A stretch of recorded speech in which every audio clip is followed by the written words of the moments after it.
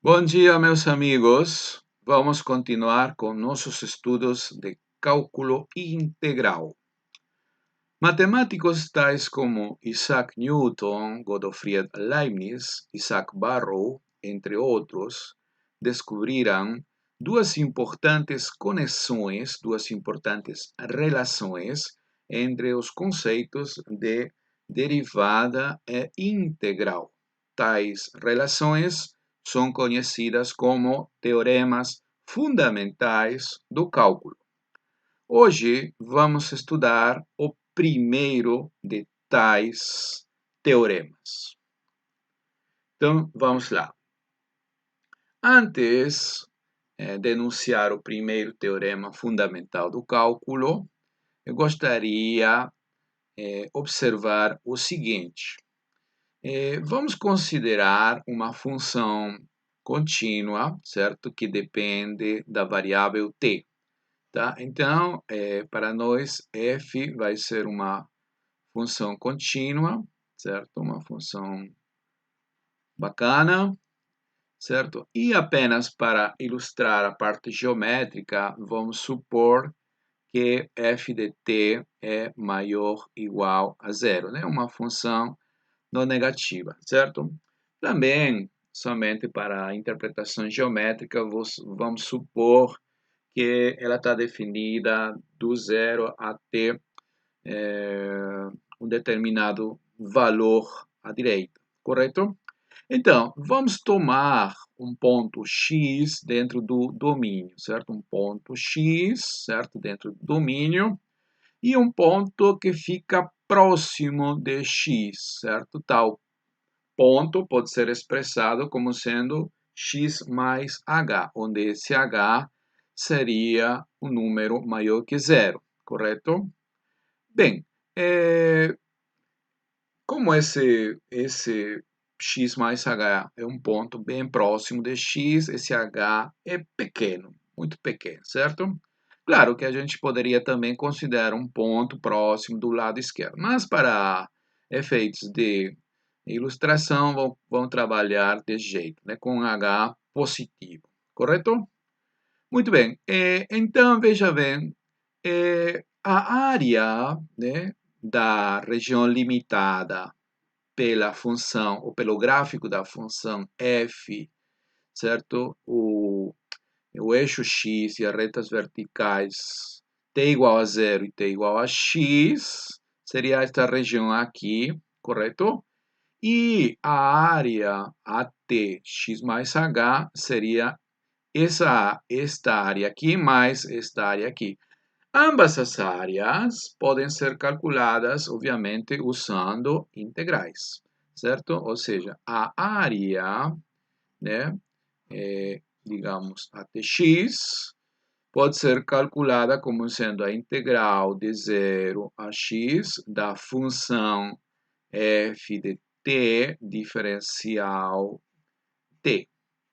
E a área, né, até esse ponto aqui, ou seja, área em x mais h, pode ser calculada como a integral de 0 até x mais h da função f em t diferencial de t. Agora, geometricamente, você observa que essa diferença de áreas, né, quando esse x mais h fica próximo de x, ou seja, quando h é muito pequeno, então essa diferença de áreas é praticamente igual à área desse retângulo, né? E a área do retângulo seria igual ao comprimento da base, que no caso seria h, vezes a altura, né? Que nós podemos pensar como aproximadamente f de x. Então, vamos fazer isso, vamos escrever o que a gente acabou de falar, né? Área em x mais h menos área em x seria, né, aproximadamente a área desse retângulo aqui, certo? Que seria igual a a H vezes f em x, ou f de x vezes H, correto? F em x vezes H. Muito bem, esse H pode passar a dividir e então a gente vai ter a seguinte relação. Área em x mais H, né? Mais área em x dividido por H seria aproximadamente Fx, correto? Então, nós podemos tomar Hs cada vez menores, que tendem para zero, então esse x mais h ficaria próximo de x, ou seja, tomando o limite, né? Então, tomando o limite quando h vai para zero, desse quociente aí, né? Seria, então, igual, né? A f de x. Isso aí deveria acontecer, correto? Certo? A gente está fazendo um negócio informal, né? Mas tentando deduzir o enunciado do teorema, não é isso? Então, este daqui deveria ser f de x. Mas, por outro lado, né?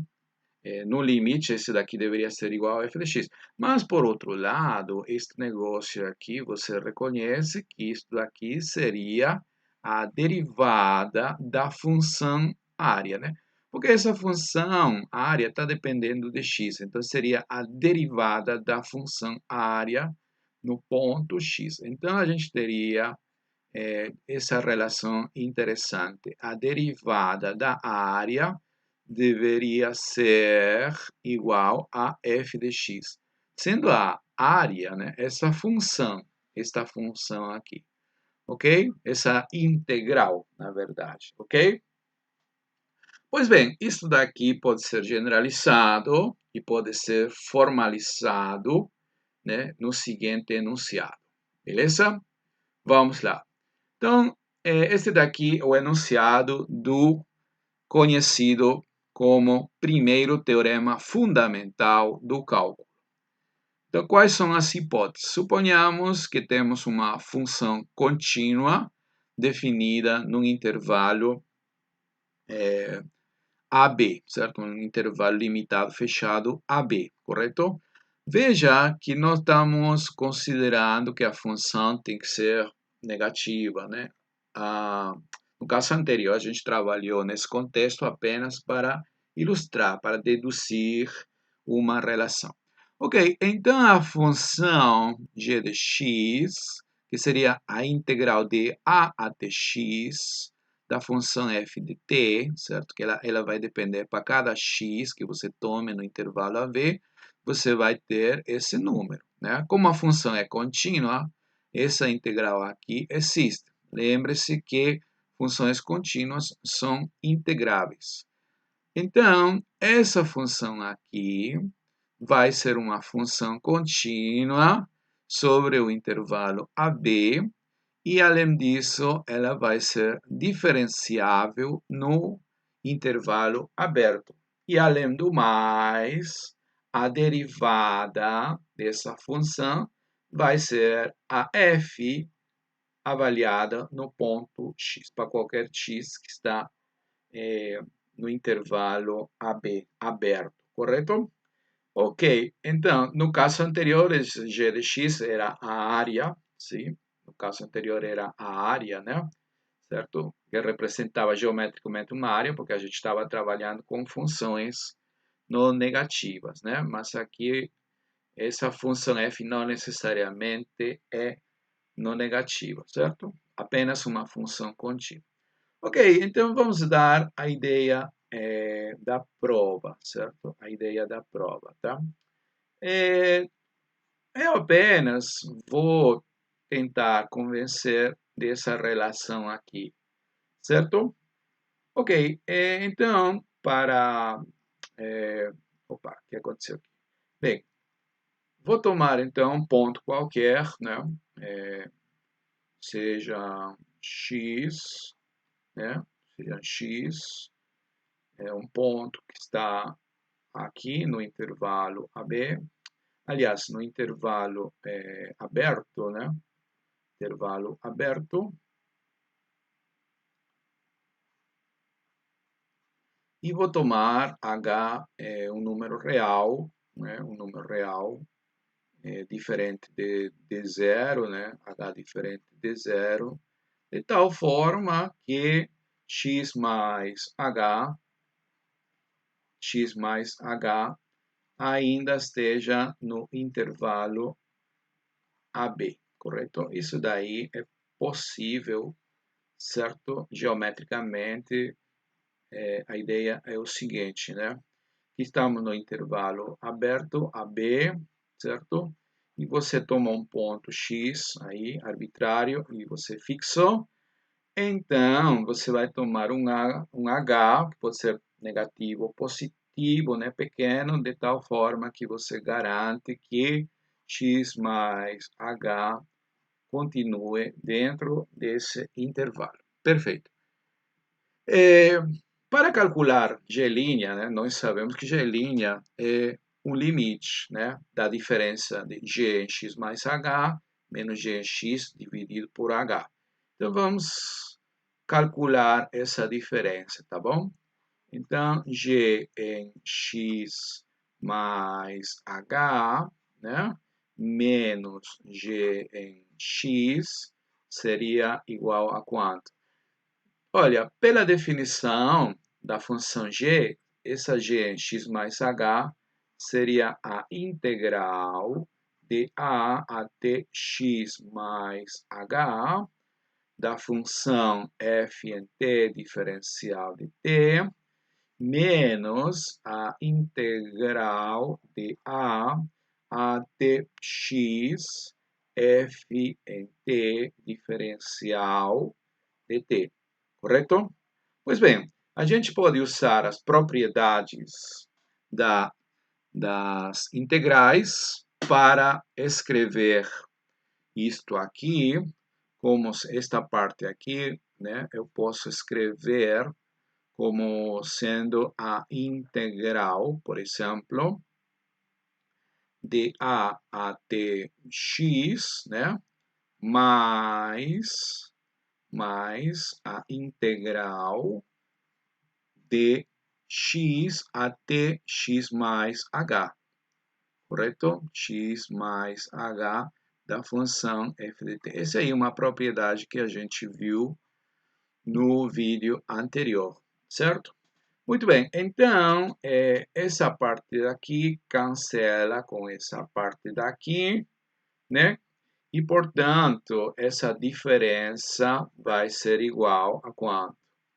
A diferença G em x mais h menos G em x seria igual a integral de x até x mais h f em t diferencial t, correto? Muito bem.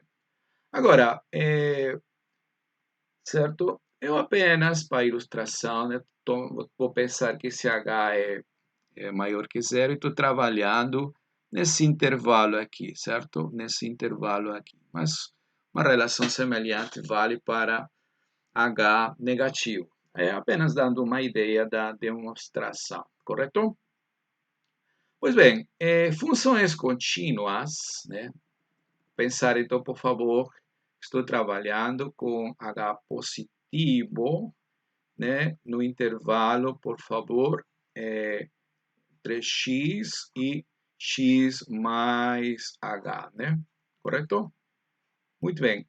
Então, essa função f, ela é uma função contínua. Ela é uma função contínua em todo o intervalo AB, né? Por hipótese, ela é uma função contínua. Então, nós sabemos, né, que funções contínuas possuem um ponto de mínimo e um ponto de máximo. Na verdade, eu vou trabalhar nesse intervalo, né? Então, como f é contínua, vai existir dois pontos, digamos, U por aqui e V por aqui, né? Como vamos escrever aqui como f é contínua, existem esses pontos aí, onde f possui o mínimo e o máximo, né? Onde f alcança o mínimo e o máximo valor, isso que estou querendo dizer. Como f contínua no intervalo x mais h, certo? Então, existem pontos, né? U, V, correto? No intervalo x até x mais h, de tal forma, né? Tal forma que f em U seja, digamos, o valor mínimo, né? Então, vai ser menor ou igual que f em U por f em T, né? E menor ou igual que f em V, certo? Ok. Agora, claro, aqui você pode pensar, a função é crescente. Não necessariamente. Pode ser que o valor mínimo, o V esteja do lado esquerdo e o do lado direito também. Pode acontecer. Apenas dá uma ideia, ok? Muito bem. Então, temos uma propriedade, né, da integral que a gente falou no vídeo anterior, que quando isso acontece, então nossa integral, esta daqui, fica limitada entre que valores? Né? Entre esse f de u multiplicado pelo comprimento desse intervalo, de x até x mais h, x até x mais h, esse comprimento aqui, que seria o h, correto? Então, a gente vai ter essa relação menor ou igual que a integral de x até x mais h, f em t, diferencial t, menor ou igual, né? Que f em b por h. Perfeito? Muito bem. Ok. E então, passando a dividir por h, né? Passando a dividir por h, a gente vai ter o seguinte, né? F de u vai ser menor ou igual, né? Que essa integral dividida por h. Agora, essa integral aqui, por favor, essa integral não é outra coisa que, veja aqui, nessa relação estrela. Essa integral é igual à diferença de g em x mais h menos g em x, correto? Então, eu vou substituir, estou usando aqui estrela, né?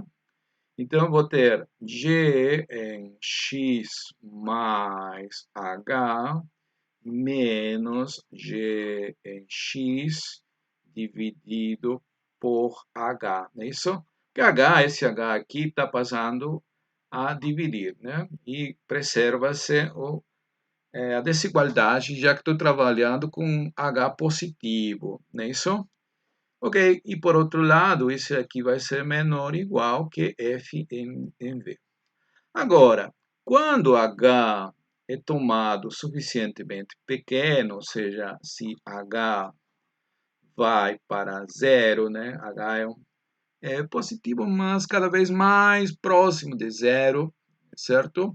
Então, esse ponto, x mais h, fica bem mais próximo de x. Então, obviamente, o i e v, como estão dentro desse intervalo, vão ficar também mais próximos de x.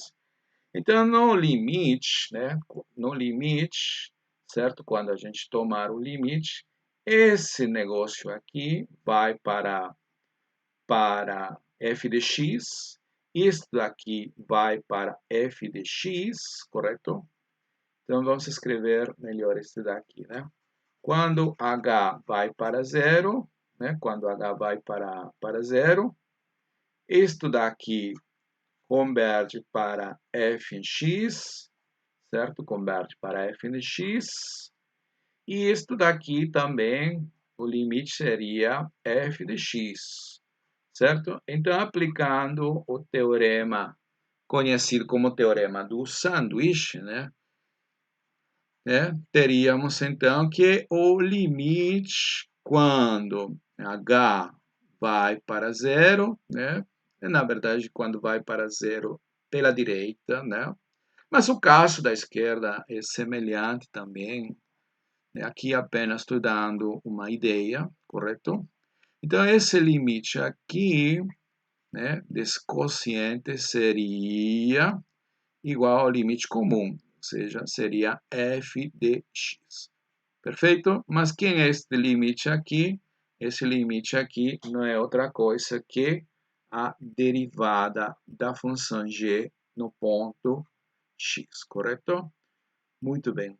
Então, esse daqui seria uma ideia da demonstração, né, do primeiro teorema fundamental do cálculo. Obviamente, existe uma demonstração mais formal, mais rigorosa, né? E você vai estudar seguramente num curso de cálculo avançado ou um curso de análise, correto? Para nós, o que interessa é a ideia e o enunciado do teorema fundamental do cálculo, primeiro, correto? Então, se uma função é contínua, né, definida sobre um intervalo fechado limitado a b, a função g definida como sendo a integral de a até x f de t, diferencial de t, vai ser uma função contínua sobre todo o intervalo e diferenciável no interior, certo? Além do mais, a derivada em qualquer ponto do interior é igual a f de x. Perfeito? Muito bem. Vamos ver então alguns exemplos, né, de como aplicar o teorema fundamental do cálculo, né? O primeiro teorema fundamental, aliás. Então, achar as derivadas de cada uma das seguintes funções. Temos as seguintes funções: f de x igual à integral de u1 até x do logaritmo de t, diferencial de t. Temos a função g e a função h. Vamos primeiro com a função f, né? Como é a função f? A função f, correto? Seria, né? Vamos escrever aqui, integral de u1, e aqui esse limite superior não é x, é e elevado a x. E elevado a x, ou seja, uma função também, uma função diferenciável. Então, veja, o teorema fundamental do cálculo, né, o enunciado, o primeiro teorema, né, é quando aqui aparece x, que aparece x, certo? Mas não outra função. Mas não tem problema. Quando aparece no lugar de x outra função de x, é porque você está trabalhando com uma função composta. Entendeu? Então, nesse caso, como você vai derivar? Usando a regra da cadeia, perfeito? Então, inicialmente, você vai pensar que aqui está x, né? Que aqui está x, né? Então, a derivada, se fosse o caso, né? Se estivesse aqui x, deveria ser essa função que é contínua, porque o logaritmo é uma função contínua, né? Satisfaz as hipóteses do teorema fundamental, certo? Então, seria aqui o logaritmo de x, certo? Mas o processo não acaba aqui. Estou aplicando a regra da cadeia, porque essa daqui não é uma função x, é uma função. Então, eu tenho que multiplicar, né, pela derivada dessa função. Isso aí é a regra da cadeia, correto? A regra da cadeia, certo? Se você quer observar melhor, professor, eu não tô vendo aí porque tem uma regra da cadeia. Então, você vai fazer o seguinte, né? Vamos pensar aqui, vou escrever com vermelho, né? Vou pensar nessa função, ó. Se fosse essa função, você aplicaria diretamente o teorema fundamental do cálculo, né? Integral de 1 a x, logaritmo de t, correto? Perfeito. Mas não é essa função, né? Não é essa, aqui aparece e elevado a x. Então, considera agora a função psi de x como sendo e a exponencial. é x, correto? Então, você observa que essa função f de x não é outra coisa que a φ composta com a psi, não é isso? A composta dessas duas, né? Ou seja, φ, né, aplicado, avaliado em psi em x, perfeito? Então, quando você deriva, né, a regra da cadeia, ela diz que a derivada da f tem que ser igual ao quê? A derivada da φ aplicado no ponto, na função psi x, né? E tudo isso multiplicado pela derivada da psi, correto? É isso aí. Então, aqui, ó, a derivada da φ, pelo teorema fundamental, seria o logaritmo. Logaritmo, né? Só que logaritmo tem que estar aplicado, né, em psi em x. Mas quem é psi em x? E elevado a x. Ah, certo. E aqui, tudo isso multiplicado pela derivada da psi. Quem é a derivada da psi? E elevado a x. Tá bom? É por isso que eu escrevi diretamente dessa forma, né? Obviamente, o logaritmo de e elevado a x é o próprio x, né? Porque o logaritmo é a inversa da exponencial. Então, fica dessa forma, correto? Ok, então nos próximos exemplos já farei diretamente, né? Vou fazer diretamente de forma prática, não é isso? Então, este aqui vai ficar x e elevado a x. Isso aqui seria a derivada da primeira função, tá bom? Muito bem, vamos com a segunda. Vamos anotar aqui, temos espaço, sim. G de x é igual a integral, né? De quem? De 0 a tangente de x, de 0 a tangente de x, 0 a tangente de x, de que função? Raiz de t mais, certo, raiz de t mais raiz de t, né? Aparentemente é uma função complicada, mas na verdade ela não participa no jogo de derivação, né? Então, ok, vamos lá. Pense, por favor, que isso daqui é x, né? Então, se você pensa que isso é x, correto? Então, a derivada seria essa função, que é uma função contínua. É importante observar primeiro isso, não esqueça, uma função contínua. Seria, então, essa função aplicada nesse x, entre aspas, né? Que não é x, é tangente de x. É tangente de x mais raiz quadrada da tangente de x. E tudo isso tem que estar multiplicado, né? Por quê? Pela derivada da tangente. Derivada da tangente. Porque regra da cadeia, né? Tem que multiplicar pela derivada dessa função. E a derivada da tangente é a secante ao quadrado. Então, vai ficar raiz tangente de x, né? Mais raiz da tangente de x, é isso? E aqui uma raiz, correto? E tudo isso multiplicado pela secante ao quadrado de x. Perfeito. Isso aí seria, então, a derivada da função g. E a derivada de h. Quem é h? Vamos escrever na próxima folha. De 2x até 3x. Escrever aqui. CH, né? É a integral de 2x até 3x. 2x até 3x. De que função? Tem que ser uma função contínua, não é isso?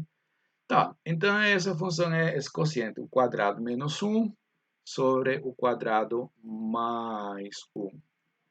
Vamos lá, o quadrado menos 1 sobre, dividido por o quadrado mais um diferencial t. Correto? Nos exemplos anteriores, né, a gente trabalhou aqui com uma constante, né?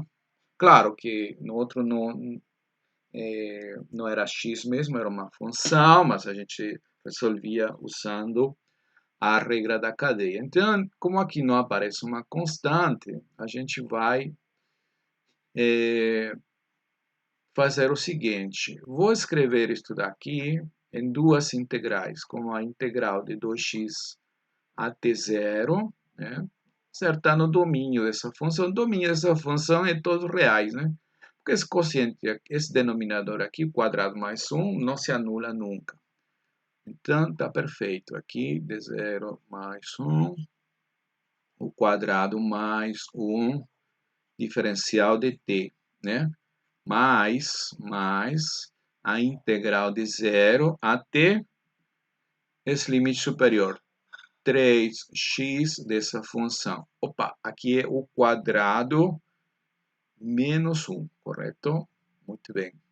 Então, aqui é o quadrado menos 1, certo? Sobre o quadrado mais 1. Ah, professor, mas a constante não tem que ser aqui no limite inferior? E aqui está acima. Tá, mas então como a gente resolve esse problema? Eu posso colocar um menos aqui, correto? E mudar a ordem, né? Ou seja, colocar esse zero aqui e 2x aqui, tá bom? Então aí tem um passo a mais, né? Certo? Que já pulamos, né? Então escrevemos diretamente. Pronto. Então agora sim, a derivada vai ser a derivada da primeira mais a derivada da segunda, né? Então, a derivada de h seria igual a quem? Menos, por causa disso aqui. Eu vou pensar que aqui é x, então tenho que avaliar essa função nesse valor aqui em 2x. Então, vai ser 2x ao quadrado, né? 2x ao quadrado menos 1 dividido por 2x ao quadrado menos o mais 1, não é isso? E como não era x, eu ainda tenho que multiplicar pela derivada de 2x, que é igual a 2. Mais a derivada aqui. Tá, então, teorema fundamental do cálculo, né? 3x aqui, 3x. Penso que é um x mesmo, né? E trabalho tranquilo, certo? Só que depois eu tenho que multiplicar pela derivada de 3x, que no caso é igual a 3. E então, aqui é somente fazer pequenas contas, né? Isto aqui vai ser igual a menos 2, né? Multiplicado por 4x² menos 1, dividido por 4x² mais 1, né? Mais esse 3 vou colocar na frente, mais 3, e aqui vai ser 9x2 menos 1, né? 9x2, aqui é x², né? É x² dividido por 9x² mais 1. Pronto, esse daí, então, é a derivada. Perfeito, perfeito. Vamos então resolver outro exercício. Pergunta-se sobre qual intervalo a curva, dada dessa forma, y igual, é uma função, né? De 0 até x, t² sobre t² mais t mais 2, diferencial de t, é côncava para baixo. Ok, quando uma função duas vezes diferenciável é côncava? Quando a segunda, para baixo, quando a segunda derivada é negativa. Então, vamos ver em que intervalo a segunda derivada é negativa. Então, a primeira coisa, a gente tem que achar a primeira derivada. E a primeira derivada a gente acha usando o teorema fundamental do cálculo, né? Isso aqui é uma função contínua, né? Este daqui é o próprio x, então x tem que entrar aqui. Pronto, x2 sobre x quadrado mais x mais 2, correto? E então, vamos derivar novamente, né, para achar a segunda derivada. A segunda derivada, né? Como trata-se de um quociente, será quadrado do denominador, né? x2 mais x mais 2, tudo isso ao quadrado. Aqui será a derivada do numerador, 2x por x quadrado mais x mais 2, né? menos x2 vezes a derivada desse denominador, que seria 2x mais 1, correto? 2x mais 1, perfeito. E aqui a gente tem que fazer uma redução, né? Umas contas, né? Ok, esse denominador aí a gente deixa igual, né? X quadrado mais x mais 2, certo? Ele não vai alterar o sinal. Esse aqui é uma expressão sempre positiva, né? Está elevado ao quadrado, né? Então, aqui, olha, aqui a gente vai ter 2x cubo, mas aqui eu vou ter 2x cubo também. Cancela, correto? Então, sobrou o quê? 2x quadrado, 2x quadrado, não é isso? Esse 2x com x, mais 2x quadrado. Ah, e aqui a gente vai ter menos x2. Então, não esqueça. 2x quadrado menos x2 é x2. E mais 4x, mais 4x, certo? Depois de uma redução, né? Se nossas contas não estão erradas, né? Esse 2x cubo, 2x cubo vai embora, certo? Ficou o quê? 2x2, aqui eu tenho menos x2, então ficou x2, mais 4x, perfeito. Isto aqui eu posso escrever ainda como sendo x, colocando em evidência, fatorando por x mais 4, né? Dividido por x quadrado mais x mais 2. Sim, alguém pode perguntar, mas o denominador aqui, no ponto que se anula, não existiria a derivada. Na verdade, você pode verificar que o discriminante desta expressão aqui, o discriminante desta expressão aqui do denominador é negativo.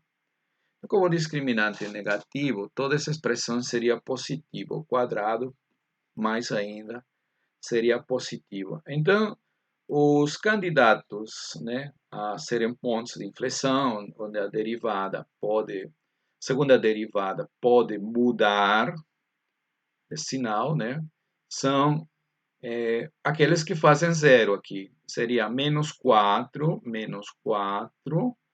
né, e zero aqui, e zero aqui. Agora veja bem, se você tomar um valor maior que zero, por exemplo, 1, substituir aqui, daria positivo, né? Daria positivo. Então, dessa parte aqui, a segunda derivada é positiva, certo? Isso significa que a função é côncava para cima, não é isso? Aqui, obviamente, né, entre menos 4 e 0, vai ser negativo, não é isso? Certo? Um valor menor que zero seria negativo, como está à direita do menos 4 seria positivo, positivo, negativo. Então, aqui seria côncava para baixo. E aqui você pode ver que A esquerda menos 4, ambas são negativo. Negativo, negativo vai dar positivo. Então, positivo. Foi perguntado, né? Foi perguntado o intervalo, né, onde a função é côncava, a curva é côncava para baixo. E a resposta é esse intervalo aqui, entre menos 4 e 0, né?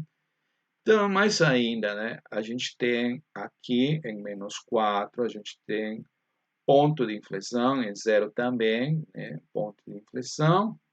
Então, esses aqui serão pontos de inflexão, certo? E onde a curva é côncava para baixo, é justamente onde a segunda derivada é negativa, ou seja, nesse intervalo aqui. Perfeito? Ok, nesse intervalo aí. Beleza.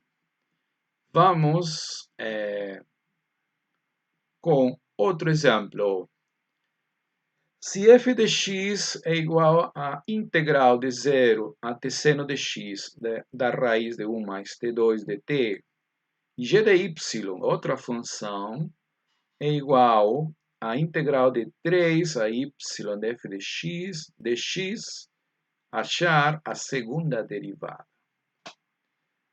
Ok, olha, eu vou ter que calcular a derivada, a segunda derivada de g. Então, vamos usar o teorema fundamental, né? Primeiro, vamos achar a derivada, primeira derivada da g. Essa daqui é minha g, essa é minha g. Então, essa derivada vai ser igual a quanto? Teorema fundamental do cálculo. Seria f avaliado em y. F avaliado em y. Perfeito. Mas eu estou interessado na segunda derivada. Na segunda derivada. Então, a segunda derivada, né, deveria ser, ou vai ser, a derivada da f. Derivada da f. Perfeito. Avaliado no ponto y.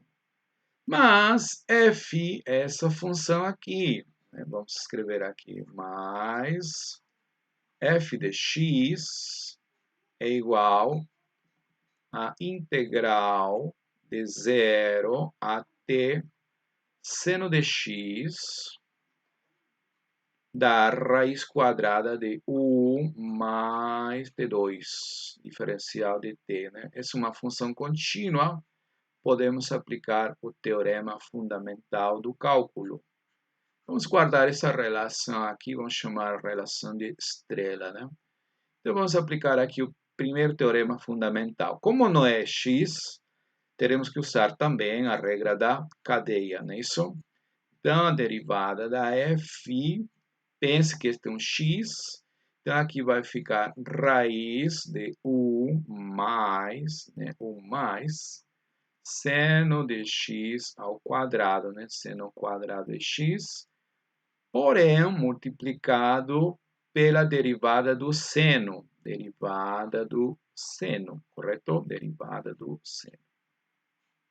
Regra da cadeia, né? Isto aqui será igual a raiz de 1 mais, né, seno quadrado de x. E a derivada do seno, você sabe que é igual a cosseno.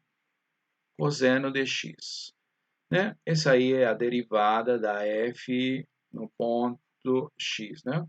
Olha, eu estou querendo achar já diretamente a segunda derivada no ponto π dividido por 6, π sextos.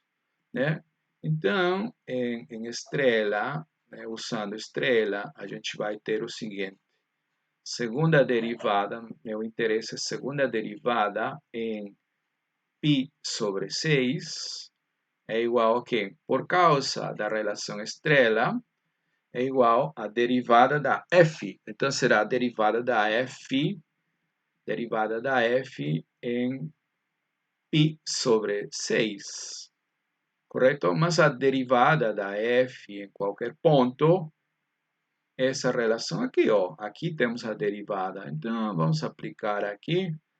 vai ser igual a quê? Raiz quadrada de U mais o seno de π sextos ao quadrado, não é isso? Seno ao quadrado, multiplicado tudo isso pelo cosseno de π sexto. E agora é somente lembrar qual é esse valor, né?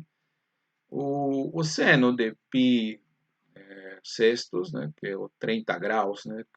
Normalmente a gente pensa em 30 graus, porém, em cálculo você tem que trabalhar com radianes, não é isso? Tá bom? Ok. Então, o seno é um meio, não é isso? Um meio. Então, ao quadrado será um quarto, correto? E o cosseno de π sobre sexto vai ser a raiz de 3 sobre 2, perfeito? E isso aqui vai dar quanto? 4 mais 1, 5, raiz de 5 sobre 2, raiz de 5 sobre 2, né, multiplicado por raiz de 3 sobre 2, né? Então, você pode escrever tudo isso como sendo raiz de 15 dividido por 4. Isso aí é o valor da segunda derivada, né, da função g. Certo? Então, a gente aplicou duas vezes o teorema fundamental do cálculo, não é isso? Muito bem. Se a gente tem essa relação aqui, né, se x seno de πx é igual a essa integral de 0 até x2 ft, com f uma função contínua, né, uma aplicação contínua, eu quero achar f no ponto 4. Né? Então, o que eu vou fazer?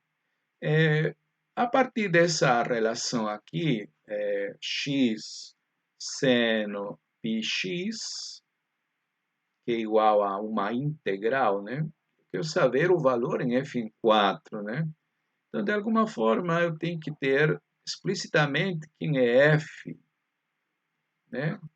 Então, a forma como vamos conseguir isso é derivando. Então, vamos derivar essa relação, tá bom? Derivando, então, ambos os membros com relação a x, a gente vai ter o seguinte, tá?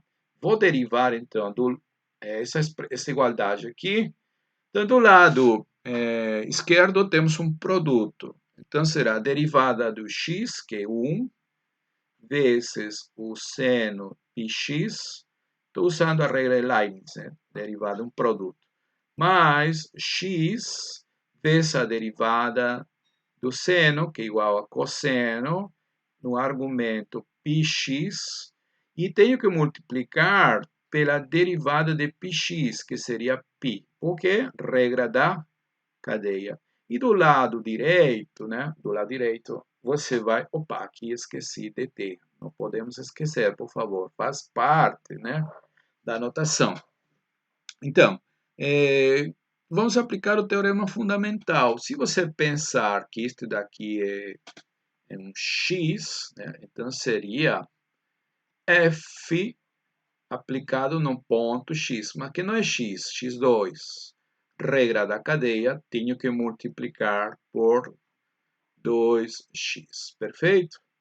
E agora, eu estou interessado em que valor? F em 4. Eu estou interessado em f em 4. Aqui eu tenho f de x quadrado. Então, nessa relação aqui, tome x igual a 2, né? Ou para x igual a 2, para x igual a 2, você vai obter o que? O valor de f em 4, né? Então, para x igual a 2, a gente vai ter seno, né, quando x vale 2, seno de 2π, mais, né, aqui vai ser 2, cosseno de 2π, né, 2π, multiplicado por π. Esse π posso passar na frente, né, e escrever aqui 2π, tá bom? 2π, certo? 2π. E isso aqui vai ser igual a, como x vale 2, aqui seria f em 4 né, multiplicado por 4.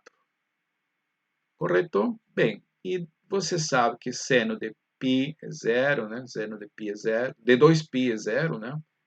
Certo? Seno de 2π igual a zero, então isso dá zero, e cosseno de 2π é igual a 1, então desse lado você vai ter 2π igual a 4 vezes f em 4, não é isso? E, portanto, daqui a gente vai ter que f no ponto 4 vai ser 2π sobre 4, ou seja, π dividido por 2, π meios. Perfeito?